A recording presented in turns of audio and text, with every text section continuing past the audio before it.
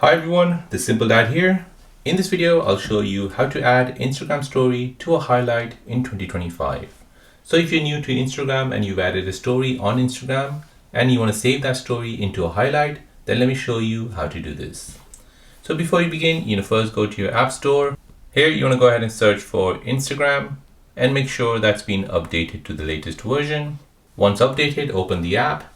Now in the app here, you want to go ahead and tap on your profile picture in your profile page. This will open up all your stories that you've posted. Now say for example, you want to save this story to a highlight. So go ahead and tap on more and then tap on highlight.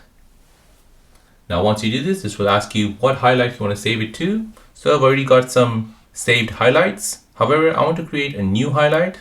And here I'll go ahead and give it a name. And then tap on add.